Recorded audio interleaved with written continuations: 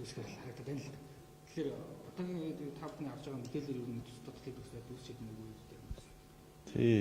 За яг одоо бас яг нөхцөл байдлаар бас ангил байгаа дээ. Одоо сая 1 сарын төсвийн гүйцэтгэлийг аваад үзэхээр бол 38 орчим хувиар төсвийн орлогоос дутуу гүйцэтгэлтэй баг шиг байна. За дээрээс нь нүүрсний юу өмнөх оныхтай харьцуулаад аваад үзэх юм бол бараг 30-40 орчим хувиар үнсэн. За ингээд нэг хэлийн дундаж нь өөрөө нэг 81 доллартай байдаг юм. Тэгэхээр бол хөссөн үсэг бол төсвийн орлого бол яг жилийн эцсийн дүнгээр том зургаар авч үзэх юм бол нэлээд дутагдaltaй байх. Төсвийн орлого бүрдэхгүй байх угаас бодит эрсдэл бол нүүрж байна л гэж харж байгаа. Ийм нөхцөл байдал бид нар бас төсвөөр тодтол хийхээс ашгүй шаардлагатай. За ингээд яг энэ 2025 онд төлөвлөсөн байсан засгийн газраас хийхээр төлөвлөж байгаа энэ хөрөнгө оруулалтууд дээрээ за тодорхой хэмжээнд талдуудыг хийх, за зардлаа бууруулах, за ингэж бас иргэдийн бодит орлогыг бол бид нар хамгаалах зайлшгүй шаардлага байна гэж харж байгаа. Угаасаа манай энэ одоо юу гэдгийг инфляц бараа бүтээгдэхүүний үнэслэж гэсэн өөрөө бас өсөлттэй байгаа даа. Сая 1 сарын сүүлээр аваад үзэхээр бол 9.6%-тай. За магадгүй одоо энэ сар 2 сарын гүйцэтгэлгээд гараад үзэх юм бол 10% нэлээд гарчгаар бол эрсдэл байгаа даа. Тэгэхээр энэ өөрөө юу харуулж ийм нөхөр нэгдэлтэй одоо үнийн өсөлт төрөө бас нэлээд өсөлтөөр явж байна. Сая энэ төр Улаанбаатар цахилгааны одоо эрчим хүчний үнийн өсөлтийн асуудал гэсэн инфляц өргөр нөлөөлж асуудлууд байна. За ингээд импортыг дэмжсэн төсвийн тэлэлт өөрөө шууд инфляцтай шууд нөлөөлж байгаа асуудлууд байна. Төлбөрийн тэнцэлтээр бас сөргөр нөлөөлж байна. Тэгэхээр ийм нөхцөл байдал дээр бол Монгол банкнаас одоо мөнгөний бодлоготоосаа байж болох бүхий л арга хэмжээг авч байна. Сая одоо нэг дор одоо 2 хувиар бодлогын хөг нэмжинэ гэдэг бол нэг талдаа зах зээл нийлүүлэгдэх мөнгөний одоо нийлүүлэлт бол багасдаг гэсэн үг.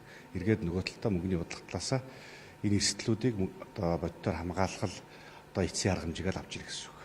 Тэгэхээр одоо бол бид бүхний талд мөнгөний талаас одоо мөнгө одоо Монгол банкнаас авч байгаа арга хэмжээ нөгөө талдаа засгийн газар бол яг төсөв талаасаа бас арга хэмжээг авч төсвийн зардлуудыг бууруулах, тодтол хийх зайлшгүй шаардлага байна л гэж харж байгаа. Өнгөрсөн онд бол яг 2.5 дээр бууруулж дахиж төсөв баталж ирсэн. Одоо энэ 33.80-ийн зардлалтай төсвийг дахиад ханах, шахах тохиолдол боломж хэрэг байна. Байлгүй бах. Угаасаа л төсвийн тэлэлт өөрөө өмнөх 2024 оныхтай харьцуулаад аваад үзэх юм бол 3-4 их найдаар угаасаа тэлэлсэн байсан. Тэгээ энэ ч үднээсээ бид нар бас төсвийг тодтол их шаардлагыг өмнөх онд оруулж явахтаа ч гэсэн доот нь бол 3.6 их найдаар бууруулах гэдэг шаардлага тавьсан. Тухайн дээр үндэслэлийн асуудал бол үндсэндээ инфляцид нөлөөлөх 1.5-аас 2% бууруулах.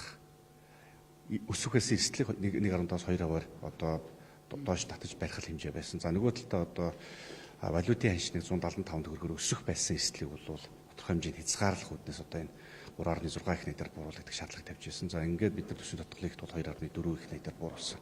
За одоо бол нөхцөл байдал өшөө бүр одоо ингээд зах зээлийн нөхцөл байдал өөрөө сайнгүй, нүүрсний уналттай ингээд төсвийн орлого гүйцэтгэл муу байгаа нөхцөл байдалд бол дахиад бид нар ер нь л боломжийн хэмжээнд 1-2 их найдаар бол бууруулах зайлшгүй шаардлага байна гэж бол харж байгаа. За ингэж ижил одоо эдийн засгаа хамгаалах, иргэдийн бодит орлогыг хамгаалах, инфляцийн өдөөлтийг бууруулах, за нөгөө талдаа одоо төсвийн тэлэлтээр үүсэж байгаа импортын тэлэлтийг хязгаарлах боломж олцоо бүрднэ гэж харж байгаа. Дээрээс нь хятад улс гангийнхаа үйлдвэрлэлийг бууруулах шийдвэр гэсэн харилцуулж байгаа. Тэгэхээр үнэхээр мэдээж Монгол улсын нүүрс хаашаа явах вэ гэдэг нь боловсруулах. Харин тий. Одоо яг үндсэндээ бол олон улс нөхцөл байдлаар ямар тодорхойгүй байгаа гэдэг тий. За ингээд Америк хятадын худалдааны байлдаан бол бас ингээд нэлээ бас одоо өндөр түвшинд гарч ирж байна. Цаашид хэдэн жилийн хугацаанд үргэлжлэх нь тодорхойгүй байна. Тэгэхээр бид бүхний одоо хувьд одоо юу гэдэг Оросын холбооны явуулж гисэн дан байлдаантай хоёр өршин нь хоёулаа бол нэлээ бас юм хүндх нөхцөл байгаа нөхцөл бол бид бүхний хувьд импорт болоод экспортын бараа бүтээгдэхүүн бол өөрөө бас нэлээ эсэлтэй байдалд орж байгаа. Тэгэхээр ийм нөхцөл байдал бид нар хамгийн муу хувилбар дээр л өөрсдөө бэлтгэлтэй байх ёстой. Төсөв санхүү болоод мөнгөний бодлогынхаа зохих арга хэмжээнд бол одоо хамгийн одоо доод боломжтой хувилбараар нь бол тооцож авах ёстой л гэсэн ийм шаардлага үүсэж байна. Ер нь бол хамгийн чухал нэрийн тодтол авч ирэх нэ гэсэн хэлбэл оруулахаас өөр одоо гарч бол байхгүй. Засгийн газар бол энийг харин энэ одоо яаралтай шуурхай оруулж ирэх ёстой. Мөнгөний бодлогын хувьд ч гэсэн сая одоо 2% бууруулж байгаа бол зүв. Дээрээс нь өшөө энийг магадгүй 1-2 сарын өмнө бас хийсэн бол илүү одоо бодит эрсдлийг зөөлөн газарт болох боломж олцоо байсан болов уу гэж зүгээр хувийнхаа үүднээс үзэж байгаа. Төсвийн тал дээр ч гэсэн бид нар аль болох шуурхай оруулан тэр хэмжээгээр бол эрсдлийг бол бодитоор бууруулна. Хойшлох тусам илүү эрсдэл одоо тэр хэмжээгээр нэмэгдэнэ л гэсэн үг. Илүү хүн дээр туснаа л гэсэн үг болж байгаа.